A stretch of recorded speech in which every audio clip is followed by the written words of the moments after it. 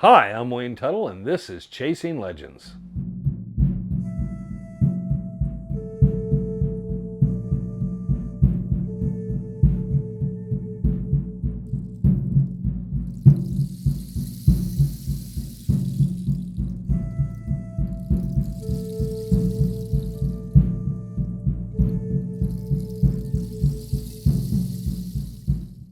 Welcome back to Chasing Legends. I'm Wayne Tuttle. I'm your host once again. Please hit the notification bell, hit the subscribe button, leave comments, all that stuff.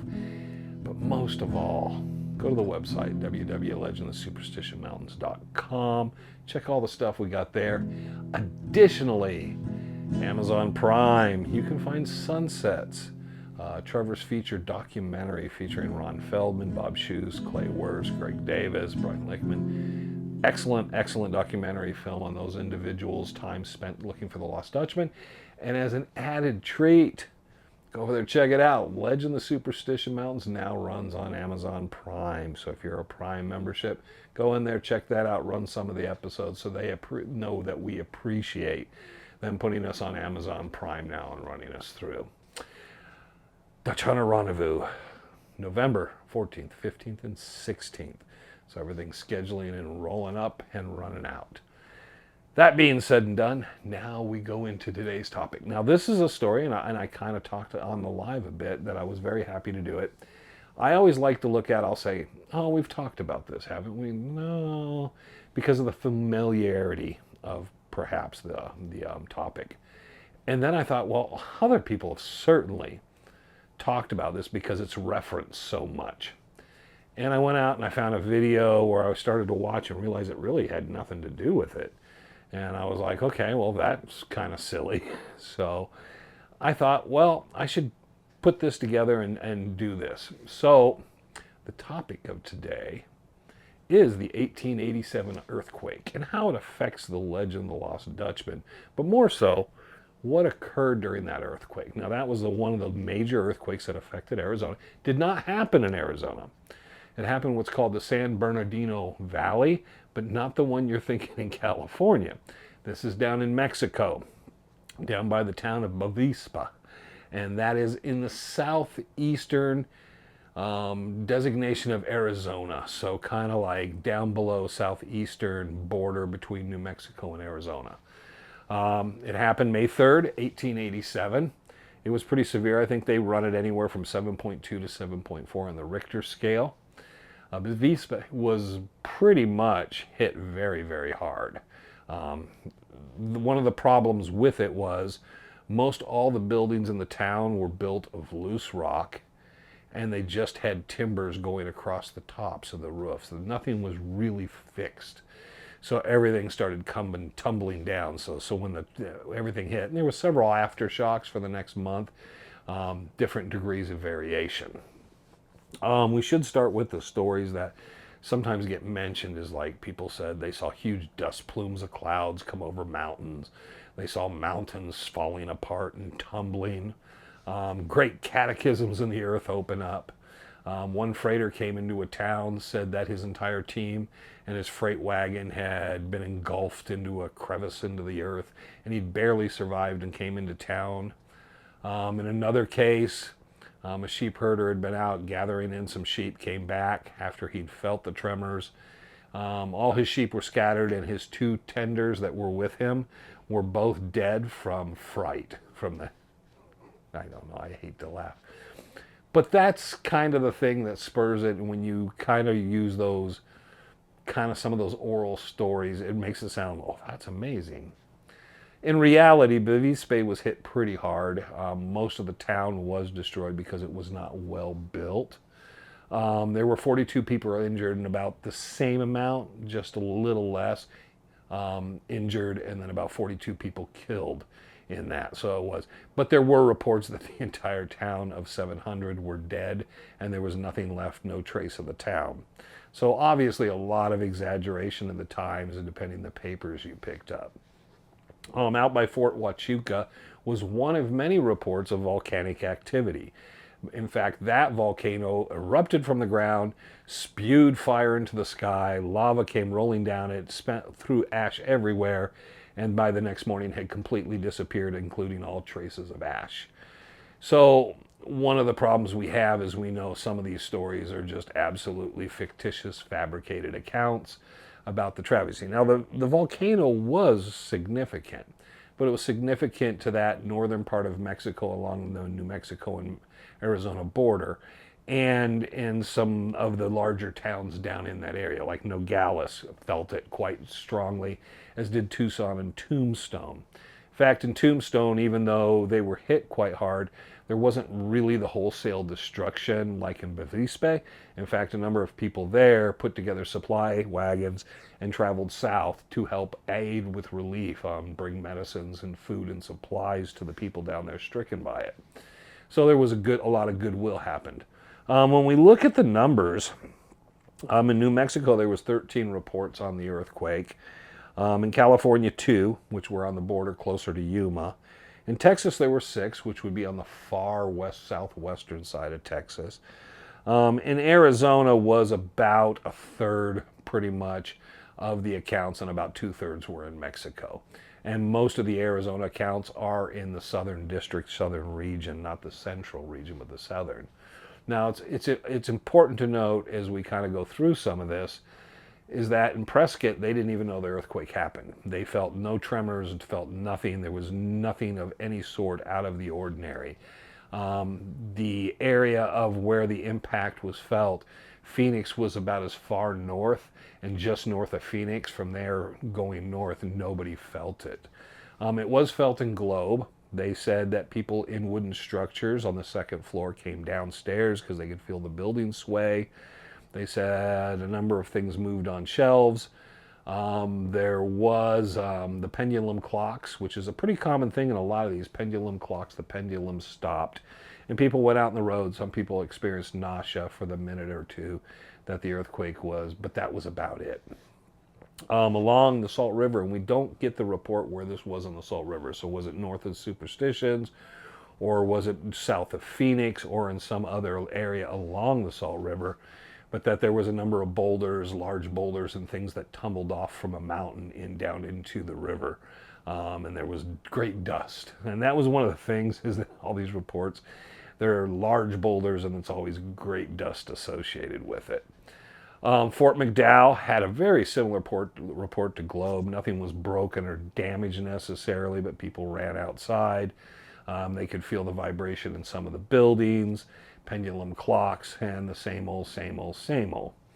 Now in Phoenix, which is very close and adjacent, we don't have Tempe, Mesa. It was all general, as seen as Phoenix in general. It was pretty much the same as Globe. It was the 2-story buildings. People came downstairs because they could feel the sway of particularly the wooden structures. The people that came out in the street looked around. They could kind of feel the tremor and what happened. It lasted a minute or so. In fact, the Phoenix papers reported that no glass dishes, no paintings, nothing fell off the walls, and nothing was broken in the entire incident. Now, oddly enough, there are the reports that a number of people had to be committed because they went insane after the earthquake. Now, at the time, it was like so many people, there was one theory in Phoenix that went around town, and I think it was reported in the paper, that this is why the Hohokam had left, that there was going to be a series of larger and larger earthquakes that were going to destroy the town and all this kind of stuff, which never did happen. But people, later archaeologists and other people said, we have no idea why the Hohokam left, but it certainly wasn't because of all these earthquake problems. We don't have any structure.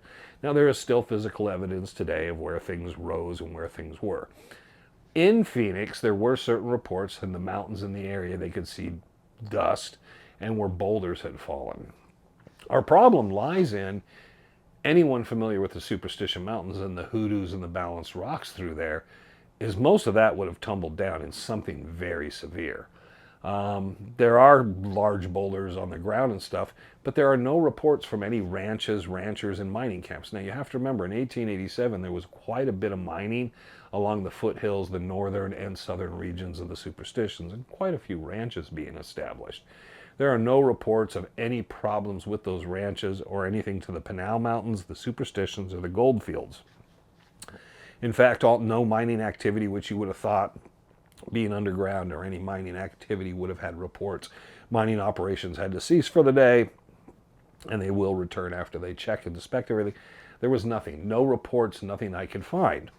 Now, you might say, this is a lot of talk, and you've been in the mountains, and I'm sure you look, and I've seen the house size and boulders and laying, and you don't know when they came down. They could have come down 1,000 years ago, 10,000 years ago, 5,000 years ago. I would think in particular, some of the ones, especially near Peralta Trailhead or First Water, some of the areas that we mostly are familiar with, some of those towards the exterior of the mountains, those areas had people living or in and out and around. So they would have probably noted, like, this is huge boulder the size of a hotel has fallen, and it's just amazing. But none of that seemed to happen or anything that we recall. Now, you might say, well, how do you know so much about this? Because I've seen it, because it's always in books.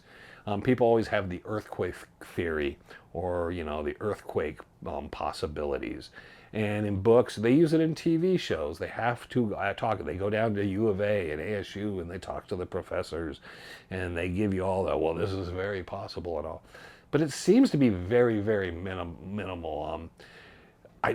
Was it a 12 or 13? There's a certain scale they were using at the time.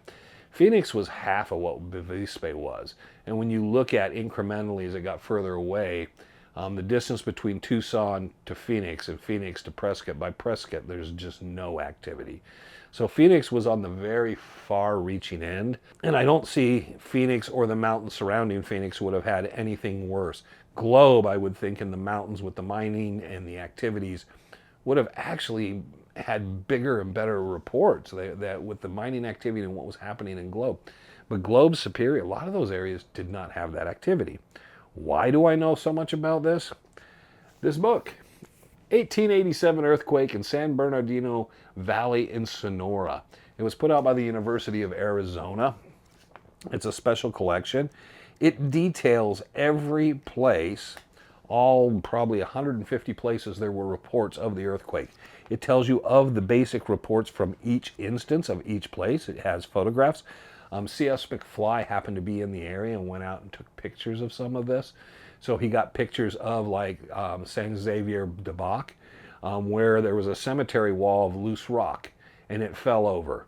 There was no really major damage other than that. He took a picture, and there is a picture of the before and the after when that just maybe 3-4 foot wall just fell over. But it is very interesting because we get an accounting. We get accounts, possibly some of them not so fictitious, fictitious accounts by a number of different people.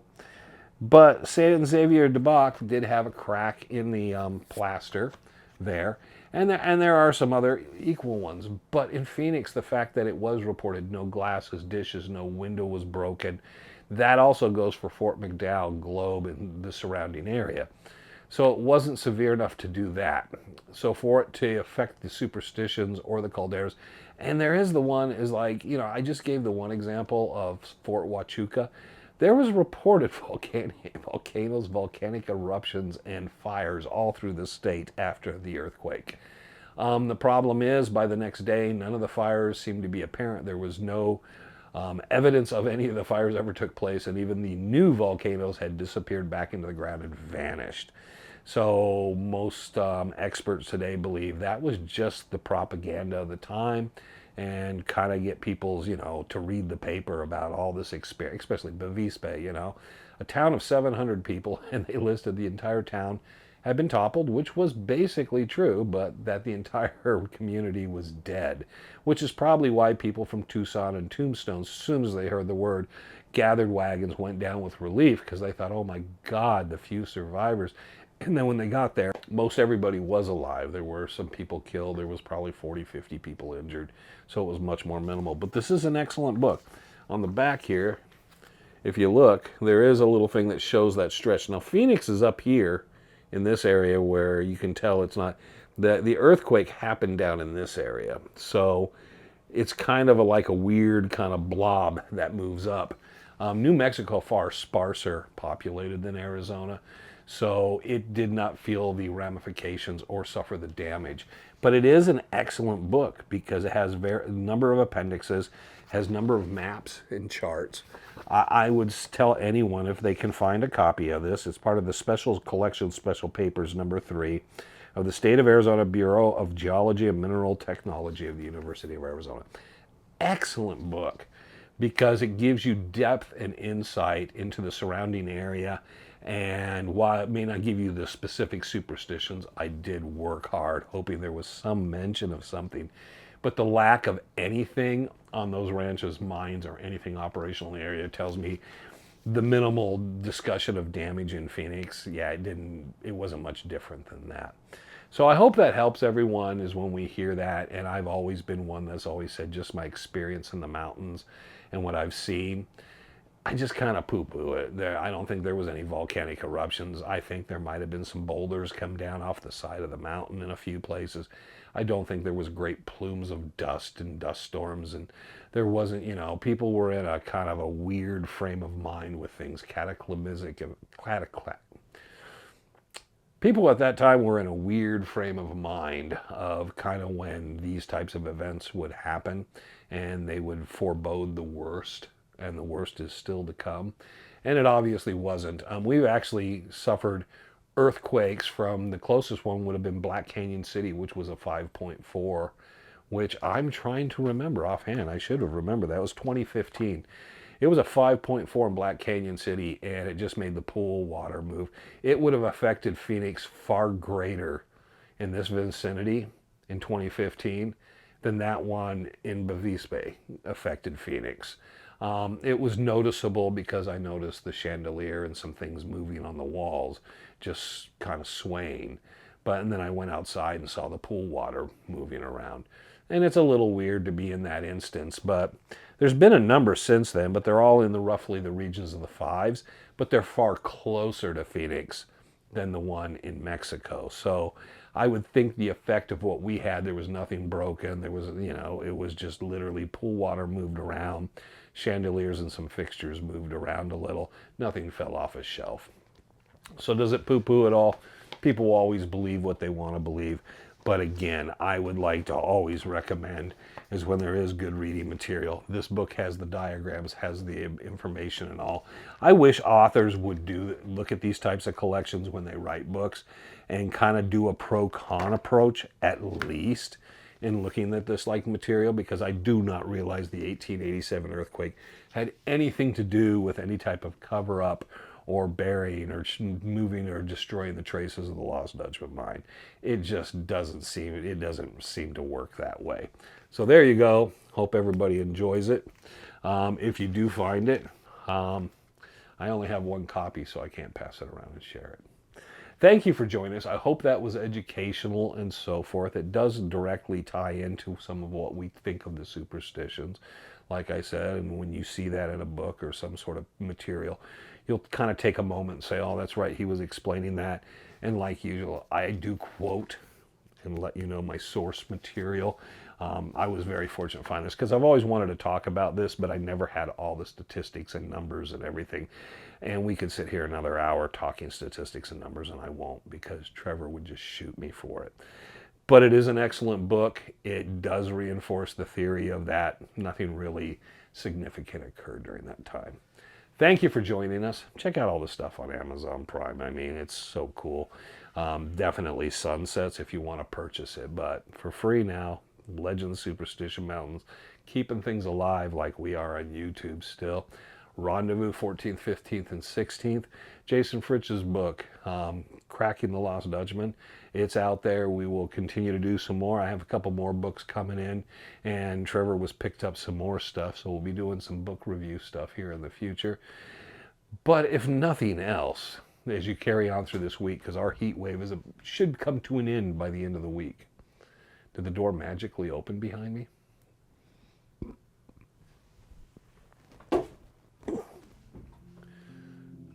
But if nothing else, always remember as we get through this heat wave into the rest of the week, we should drop it down into the high 90s, low hundreds after this really brutal heat wave we've had recently.